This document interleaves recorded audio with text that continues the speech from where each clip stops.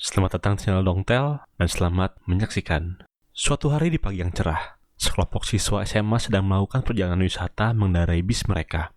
Namun secara tiba-tiba, terlihat aura cahaya di sekitar mereka, yang kemudian memindahkannya mereka begitu saja ke tempat lain. Kebingungan akan apa yang sedang terjadi, tiba-tiba berdiri di atas mereka, seorang wanita yang mengenalkan dirinya sebagai seorang dewi bernama Vicious, yang memanggil mereka ke dunia Alion ini sebagai pahlawan dari dunia lain untuk mengalahkan pasukan Raja Iblis yang agung. Tentu saja para siswa sedikit tak percaya dan keberatan akan hal yang mereka dengar dan meminta Dewi untuk mengembalikan mereka kembali ke tempat asal mereka. Sang Dewi pun bukan tak mau mengembalikan mereka begitu saja, karena ada dua syarat untuk bisa memulangkan kembali para siswa tersebut. Yang pertama, dengan cara mendapatkan jantung Raja Iblis. Dan yang kedua adalah dengan mengambil elemen jahat sang Raja Iblis saat dia dikalahkan. Tentu saja, kedua syarat itu sama saja membuat para siswa harus menuruti perkataan Dewi untuk mengalahkan sang Raja Iblis. Saat para siswa mengeluh, dengan cara berlutut di hadapan para siswa dan memberitahukan kalau di dunia Alion ini, para siswa tersebut mempunyai skill mereka masing-masing. Para siswa pun menjadi bersemangat untuk menjalani kehidupan isekai mereka di dunia Alion ini. Namun berbeda dengan siswa lain yang memiliki status yang bagus, status siswa bernama Touka Mimori menunjukkan status yang buruk dengan hanya memiliki satu skill saja. Skill yang membuat Touka bisa memberikan efek abnormal kepada musuh. Karena status dan skillnya, Touka pun dianggap menjadi sampah dan harus dibuang oleh sang dewi. Touka akan dibuang ke reruntuhan kuno di mana presentasi dirinya bertahan adalah mustahil. Dan jika Touka bisa keluar dari runtuhan itu hidup-hidup, maka dia pun akan bebas untuk pergi kemanapun di dunia ini. Dan Touka yang protes kepada dewi itu pun, bukannya dibantu oleh teman-temannya, mereka seolah acuh tak acuh, dan malah menyuruh Touka agar segera pergi dari hadapan mereka. Hanya Ayaka saja yang peduli padanya, dan meminta Dewi agar tak membuang Touka. Namun dengan segera, Dewi pun menumbangkan Ayaka untuk menutup mulutnya. Kecewa akan perlakuan Dewi beserta teman-temannya, amarah pun berkumpul dalam hati Touka. Mendengar semua ompatan dari Dewi beserta teman-teman kelasnya membuat Touka menjadi berani dan mengumpat kepada sang Dewi. Dan sebelum dia akan dibuang ke runtuhan, Touka pun berjanji kalau dia akan membalas perlakuan yang dia terima kepada sang Dewi tersebut. Seketika, Touka pun berpindah ke runtuhan yang gelap itu. Dan tak buang-buang waktu, monster pun segera menyerang Touka yang masih bingungan di sana. Tak punya pilihan lain, Touka segera mengeluarkan skill paralyze-nya, yang membuat monster di sana pun segera diam membatu. Kaget akan keberhasilan skillnya, Touka pun sadar kalau skill yang dimilikinya mempunyai keberhasilan 100%. Berkat itu pun, dengan penuh tekad, Touka mengeluarkan skillnya ke monster-monster lain. Dalam skill abnormal Touka, dia memiliki beberapa skill dasar khusus, yaitu paralyze yang dapat membukukan musuh, poison yang memberikan efek racun yang akan membuat musuhnya kehabisan nyawanya, seiring poison tersebut menggerogoti seluruh tubuhnya, dan juga sleep, yang membuat musuhnya segera tertidur. Dengan menggunakan ketiga combo itu, Touka dapat membantukan dan kemudian memberikan poison kepada mereka, sekaligus membuat mereka tertidur, sehingga efek poison akan menghabisi para monster secara perlahan. Dan berkat combo itu, level dari Touka pun segera melejit naik, yang membuat Touka semakin mudah untuk menjelajahi runtuhan itu. Dan di dalam runtuhan, Touka pun menemukan jasad dari orang-orang terdahulu yang mungkin sama sepertinya, yang pernah terbuang di sana. Beberapa dari mereka meninggalkan barang-barang berharga yang kemungkinan bisa berguna untuk Touka bawa. Salah satu dari jasad itu, Touka menemukan jasad penyihir hebat yang meninggalkan buku miliknya yang berisi resep obat dan alat sihir terlarang. Di salah satu tulisannya, Touka melihat sebuah gulungan kertas yang tak bisa dibaca oleh skill isekainya, yang Touka sebut sebagai mantra terlarang. Diketahui dari jurnal sang penyihir, mantra itu sengaja disembunyikan oleh penyihir dari pandangan sang dewi. Dan kemungkinan, bila Touka bisa mengetahui isi mantra tersebut, ia pun mempunyai kesempatan untuk bisa melawan sang dewi. Setelah mengarungi rintangan yang berat, pada akhirnya Touka pun dapat keluar dari runtuhan itu. Setelah Touka keluar dari runtuhan, di hutan dia melihat seekor slime kecil yang dibuli oleh slime lain. Merasa bernasib sama dengannya, Touka pun membantu slime itu dan menjadikannya sebagai peliharaan, serta memberikan nama Pigimaru. Tak lama Touka berjalan, tiba-tiba dia dikelilingi oleh sekelompok orang yang sepertinya hendak mencelakainya. Dan dengan skill Touka, ia pun dapat menumbangkan orang-orang jahat itu.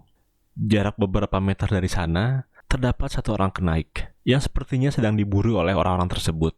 Menyadari kalau kenaik itu bukan orang yang ingin mencelakai Toka, Toka pun mengobrol untuk mencari informasi darinya. Tak lupa, Toka pun menunjukkan tulisan kuno yang ia dapat dari rentuhan. Namun sepertinya kenaik tersebut pun juga tidak bisa membacanya. Tapi ia memberi informasi jika terdapat seorang penyihir terlarang yang mungkin saja bisa membaca tulisan itu. Nah, penyihir tersebut kini berada di wilayah Iblis Emas, zona berbahaya yang ada di tengah benua. Sebelum berpisah, kenaik itu pun mengucapkan rasa terima kasihnya karena sudah membuat dia terbebas dari para pengejarnya. Dan mereka berdua pun berpisah dari hutan itu. Setelah menyusuri hutan, Toka pun sampai di kota terdekat, yaitu kota Milis. Berkat adanya rekrutmen ekspedisi dungeon baru, ia pun dapat masuk ke kota itu dengan sangat mudah. Terlanjur sudah mengetahui info mengenai penjelajahan dungeon, Toka pun berencana untuk ikut dalam tim ekspedisi itu. Dan sepertinya, kenaik yang ia temui di hutan tempo lalu pun juga ikut berpartisipasi dalam tim ekspedisi. Setelah beres mendaftar, mereka pun berpapasan kembali dan memperkenalkan nama mereka masing-masing, yang sepertinya nama itu adalah nama samaran yang dibuat-buat. Toka pun kemudian minta tolong kenaik itu untuk menemaninya mencari peralatan dan juga persiapan penjelajahan dungeon besok hari. Tak lupa, Toka pun memberikan imbalan setelahnya, karena berkat bantuan negosiasinya, Toka dapat menghemat uang belanjanya. Secara kebetulan, kenaik itu pun sedang sangat membutuhkan uang yang terlihat dari reaksi yang ditujukan kepada Toka. Esok hari, saat ekspedisi dimulai, dengan mudah Toka menjelajahi dungeon dan menumbangkan monster-monster di sana. Dia pun berhasil mendapatkan item utama incaran di ekspedisi ini. Di dalam dungeon, Toka dan kenaik pun bertemu kembali. Tanpa diduga, mengetahui kalau kenaik itu sedang membutuhkan uang, Toka memberikan item yang didapatkan kepadanya. Karena tujuan Toka yang sebenarnya bukanlah item itu, melainkan bos monster yang ada di lantai bawah lagi. Tak ingin mendapatkan item cuma-cuma, kenaik itu pun menawarkan dirinya untuk menjadi pengawal Toka. Dan mereka berdua pun memulai penjelajahan mereka bersama. Saat mereka berdua beristirahat, kenaik itu sempat menolak untuk ikut tidur istirahat tanpa alasan yang jelas. Dengan terpaksa, Toka pun melakukan sihir sleep kepadanya. Dan di saat tidurnya, kenaik itu pun berubah menjadi seorang elf bernama Seras Asrein, mantan komandan Ksatria Suci yang sedang diburu di sekeliling benua. Tidak ingin membuat Seras terkejut, Toka seolah-olah tak mengetahui identitas asli Seras, dan mereka pun melanjutkan ekspedisi dungeon mereka kembali. Hingga bos monster yang dicari oleh Toka pun kini berada di hadapan mereka. Dengan siap, Seras pun akan mengeluarkan kekuatan bertempurnya, hingga menyuruh Toka untuk merahasiakan kekuatan tempurnya. Namun, belum selesai berbicara, Toka mengeluarkan sihir-sihirnya yang membuat Seras keheranan. Seakan sangat mudah sekali untuk Toka mengalahkan bos monster itu. Saat mengalahkan bos monster, Toka pun mendapatkan item yang diinginkan olehnya. Item yang dia ketahui dari jurnal penyihir yang bisa memperkuat monster slime. Ditambah, ia pun menemukan sebuah telur di dalam tubuh monster itu. Penasaran dengan telur tersebut, Toka pun membawa telur itu bersama dengannya. Setelah keluar, Seras dengan segera melaporkan item yang ditemukan kepada ketua regunya untuk mendapatkan imbalan. Selagi Toka pergi sembunyi-sembunyi seolah tak ingin keberadaannya terlihat. Mengetahui kemampuan dan kepribadiannya Seras yang dapat dipercaya oleh Toka, ia pun menawarkan Seras untuk menjadi pengawal pribadinya untuk mengantarnya menuju wilayah Iblis Emas. Nah, sebenarnya tujuan utama Seras sendiri adalah untuk menuju daerah Yonato. Maka dari itu, perjalanan mereka sebenarnya satu arah dan bisa mengantar Toka menuju wilayah Iblis Emas. Namun, Seras yang menyembunyikan identitas aslinya lah yang seolah membuatnya ragu untuk menyetujui permintaan Toka. Setelah sejenak berpikir, berkat Toka yang sepertinya bisa dipercayai juga oleh Seras, dia pun memperlihatkan identitas aslinya kepada Toka. Dibalas dengan Toka yang bergantian menyebutkan nama asli dari dirinya, sebagai keterikatan agar Toka dan juga Seras bisa mempercayai satu sama lain, dan tidak akan membocorkan identitas asli mereka.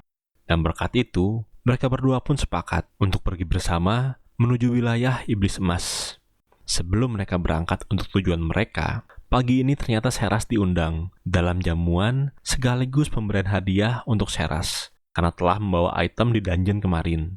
Dan mereka pun berjanji akan bertemu kembali siang nanti. Sambil menunggu Seras, Touka berencana untuk melatih eksperimennya dengan Pigimaru untuk meningkatkan skill bertarungnya yang dia buat mengikuti arahan buku sihir terlarang, milik penyihir hebat yang waktu itu dia temukan di reruntuhan pembuangan. Tak terasa siang pun tiba, tapi Seras belum kunjung juga datang di tempat yang mereka janjikan. Bahkan hingga sore Touka menunggu, ia belum juga mendapati Seras menepati janjinya. Hingga terdengar percakapan warga kota yang membicarakan identitas asli Seras yang terungkap dan kini tengah kabur ke dalam hutan. Kaget mendengar hal itu, ditambah langit kota Ragunaga telah terbang di udara seakan sedang memburu sesuatu. Touka pun segera menyusul ke tempat Seras berada. Di hutan, Seras pun kini dikepung oleh kawanan Ragunaga yang sedang memburunya. Karena jumlahnya cukup banyak, membuat Seras kewalahan menahan serangan mereka. Sampai datang Touka yang menyelamatkan Seras menggunakan skill untuk menumbangkan Ksatria beserta naganya. Tak lama bala pasukan utama Ksatria pun datang, dan diketahui kalau kapten dari Ksatria tersebut adalah seorang manusia terkuat yang bernama Sivit Garland. Dan di sini pun kita mengetahui alasan mengapa Seras diburu oleh Ksatria Naga adalah karena perintah dari rajanya sendiri, yaitu Ortolan. Karena para ksatria naga di luar jangkauan skill Touka, ia pun mencari cara mengulur waktu agar para ksatria itu bisa berada dalam jaraknya, dengan cara berjalan langkah demi langkah sambil membicarakan sesuatu dengannya. Lalu, saat mereka ada dalam jangkauan sihirnya, Touka pun langsung mengeluarkan skill Paralyze-nya, yang membuat mereka tak bergerak sekuat apapun mereka mencoba melawan. Dan dengan segera, skill combo Poison pun langsung Touka lancarkan. Bahkan dengan skill combo milik Touka, Sivit Garland yang dijuluki manusia terkuat berhasil bergerak sedikit meskipun sangat-sangat membandingnya. Hal itu justrulah yang membuat skill combo Touka sangat efektif, karena itu hanya akan membuat organ-organ dalam tubuhnya menjadi hancur tak karuan. Saat salah satu ksatria naga telah tumbang, dalam tubuhnya terdapat sihir yang dapat memanggil para ksatria naga lain ke tempatnya. Melihat sihir itu, para ksatria naga lain pun segera berdatangan. Bukannya cemas, Touka yang telah mengembangkan sihirnya dengan Pigimaru pun segera mengaktifkannya, yang dapat dengan cepat menjangkau para ksatria naga yang ada di langit, agar dirinya dapat mengeluarkan skill kepada para ksatria naga itu. Dan dengan segera, semua kelompok ksatria naga dapat tumbang dibuatnya, menyisakan kapten mereka yang juga segera tumbang berkat skill combo Touka. Mengetahui para pemburunya sudah tiada, dan keberadaannya kini telah tersembunyi kembali, Touka pun sempat memberitahukan Seras akan tujuan pembalasan dendamnya pada sang dewi. Mengetahui hal itu pun, Seras berterima kasih kepada Touka dan meminta Touka agar dapat menggunakan kemampuan dirinya untuk tujuan balas dendam Touka. Meskipun awalnya Touka menolak, berkat Seras yang diselamatkan olehnya, ia pun bersikeras agar dapat bisa membantu Touka meski apapun bahayanya. Mendengar itu, Touka pun senang dan juga akan membalas kebaikan hati Seras suatu hari nanti. Maka dari itu, hubungan mereka pun kini sudah tanpa kerahasiaan lagi, dan mereka pun segera pergi menuju tujuan mereka selanjutnya. Di sela perjalanan, mereka sempat berhenti di suatu kota untuk mencari informasi mengenai penyihir terlarang yang dicari oleh Touka. Dan kebetulan, Touka mendengar gosip sekitar kalau gladiator bernama Eve Speed mengetahui soal penyihir terlarang itu. Tapi saat Touka bertanya kepada Eve, ia pun mengelak persoalan penyihir terlarang. Touka dan Seras tahu kalau Eve sedang berbohong. Maka dari itu, mereka pun mencari tahu background dari Eve, yang seorang gladiator yang sedang bertarung demi meraih kebebasannya di arena. Bukan hanya kebebasannya, namun kebebasan dari seorang anak Dark Elf yang kini sedang disandra oleh pihak arena. Pihak arena menjanjikan kebebasan mereka berdua jika Eve bisa menang satu kali lagi di arena. Tetapi kebebasan itu sepertinya adalah mimpi semata, karena pihak arena tidak menginginkan Eve untuk menang. Touka dan Seras pun mencoba mendatangi Eve lagi untuk memberikan informasi itu, sekaligus memberitahukan identitas asli mereka yang telah menumbangkan ksatria naga. Touka menyarankan Eve untuk membawa gadis Dark Elf bernama Lisbeth dari tangan pihak arena untuk kabur bersama Touka menuju wilayah Iblis Emas, agar mendapatkan perlindungan dari penyihir terlarang. Karena dengan berjalan bersama Touka akan menjamin keselamatan dari Lisbeth. Mendengar informasi itu, Eve langsung mencari kebenaran dari apa yang Touka sampaikan. Dan sepertinya, informasi yang diberikan oleh Touka adalah benar adanya. Maka dari itu, Eve dengan segera membawa kabur Lisbeth untuk menemui Touka. Dan mereka pun memulai perjalanan mereka kembali menuju benua Iblis Emas. Berkat bersamanya teman perjalanan, menjadikan perjalanan mereka serasa lebih hidup. Sampai-sampai tak terasa kalau mereka kini sudah berada di wilayah iblis emas. Diketahui kalau kepala suku ras If pernah menjalin kerjasama dengan penyihir terlarang. Dan sebagai buktinya, If yang sebagai anak kandung dari kepala suku ras tersebut mendapatkan simbol suatu peta yang menunjukkan letak keberadaan penyihir terlarang itu.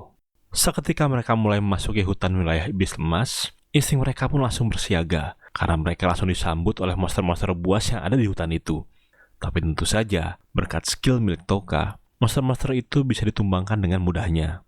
Di dalam hutan, juga telur yang waktu itu Touka bawa sepertinya sudah mencapai waktu menetasnya. Dan seekor monster kuda pun lahir dari telur itu, yang langsung mengetahui kalau Touka adalah majikannya. Dalam tubuh kuda ini pun terdapat suatu organ unik yang dapat menyerap sihir. Mengetahui itu, Touka segera memberikan sihir kepada kuda yang baru lahir itu. Dan hasilnya, dengan segera tubuh kuda itu pun menjadi sangat besar dan dewasa. Merasa kurang puas, Touka kembali memberikan energi sihir kepada kudanya, yang menjadikan kuda itu kembali berevolusi, menjadi seekor monster kuda besar yang dapat membantu kelompok Touka untuk bertarung, yang mereka namakan Slay. Diketahui, Slay juga dapat berganti wujud menjadi kecil juga, sesuai keinginan dan permintaan Touka. Pada saat mereka berada di tengah-tengah perjalanan, tiba-tiba muncul seorang monster di belakang mereka dengan secara tiba-tiba, yang membuat If langsung bergerak menebasnya. Namun, di saat monster itu telah tumbang, tiba-tiba mayat monster itu mengeluarkan skillnya, yaitu membuat suara yang sangat bising seperti teriakan minta tolong, hingga membuat insting monster-monster seisi hutan dengan segera bergerak mendekati sumber suara. Touka dan para rekannya pun segera menyadari bahwa skill yang dikeluarkan monster itu membuat posisi mereka kini ada dalam keadaan yang sangat berbahaya. Mereka tidak mungkin melawan ribuan monster yang datang sendirian. Merasa bertanggung jawab akan kesalahannya, If pun mengorbankan dirinya menghadapi serbuan monster sehingga rekan-rekannya bisa kabur menuju penyihir terlarang. Namun Touka tak sependapat dengan If, karena keberadaan If sendiri sangat penting untuk bertemu dengan penyihir terlarang. Kedekatan klan If dengan penyihir terlarang akan membuat mereka mudah diterima oleh penyihir terlarang. Dan saat ini, hanya Touka seorang sajalah yang mempunyai peluang hidup lebih tinggi untuk menghadapi serbuan para monster yang datang. Lebih tepatnya, Touka beserta Pigimaru dan juga Slay. Maka dari itu, sebagai orang yang mengajak mereka semua, Touka memerintahkan agar If tak memikul tanggung jawab ini dan menyuruh mereka agar segera lari bersembunyi. Setelah rekan-rekannya jauh bersembunyi, Touka segera melakukan persiapan tempurnya untuk menghalau para monster yang datang, sekaligus memancing para monster agar mendekat kepadanya. Dan pertempuran Touka menghalau serbuan monster pun dimulai. Touka pun memulai serangannya dengan membuat Pigimaru memanjangkan tangan-tangannya hingga mencapai gerombolan para monster untuk dapat mengeluarkan skill berserknya yang membuat para monster berkelahi antara para monster itu sendiri. Tapi tentu saja, masih ada banyak monster yang masih mengejar Touka. Mengingat saking banyaknya monster di sana, ya tak semua bisa terkena oleh skill Touka. Tanpa henti, Touka pun terus-menerus merapalkan skill-skillnya kepada para monster yang kini ada di sana, yang membuat semakin lama MP-nya pun semakin menipis. Tapi terus saja, Touka tak berhenti merapalkan skill-skill miliknya, karena Touka tahu ketika ia telah berhasil menumbangkan banyak monster di sana, levelnya menjadi naik, yang menjadikan semua statusnya beserta MP-nya pun pulih kembali. Dan kembali berkat bantuan Pigimaru, Touka pun memulai serangan area lebih luas lagi. Akan tetapi, sehebat apapun mereka, pasti mereka akan merasakan cerobohan dan kelelahan juga. Hal itu ditunjukkan akan Touka yang tak sengaja jatuh dari tunggangannya Slay. Namun, hal itu tak menurunkan semangat-semangatnya, yang terus-menerus merapalkan skill-skillnya tak henti. Hingga akhirnya, Touka bisa menumbangkan seluruh monster yang ada di sana. Tak lupa, levelnya pun kini naik kembali berkat seluruh usaha-usahanya. Setelah selesai, terlihat Pigimaru yang kelelahan setelah semua aksi itu. Bahkan, Slay pun juga sudah mencapai batas maksimalnya. Bukan hanya Pigimaru dan juga Slay, Touka yang kini sudah menyentuh level 2000 pun tak bisa menahan rasa lelah dan luka yang ia alami saat pertarungannya. Kembali ke rekan Touka, If yang masih merasa tanggung jawab pun ingin memastikan keadaan di luar sana dan membantu Touka bila ia merasa kesulitan. Kembali ke Touka, dikala seluruh tubuh Touka kelelahan dan merasa semua sudah berakhir, tiba-tiba datang seekor monster wolf yang menyerang. Beruntung, datang If yang tepat yang segera menumbangkan wolf itu. Eve yang datang pun segera menyelamatkan Touka keluar dari tempat itu dengan membopong Touka beserta Piggy Maru dan juga Slay hingga sampai ke tempat persembunyian rekan-rekan lainnya. Mereka pun bermalam untuk memulihkan lelah dan juga luka-luka yang diderita oleh Touka dan melanjutkan perjalanan mereka saat pagi harinya. Singkat cerita, tibalah mereka di pusat wilayah Iblis Emas, di mana pohon besar berada. Di sana,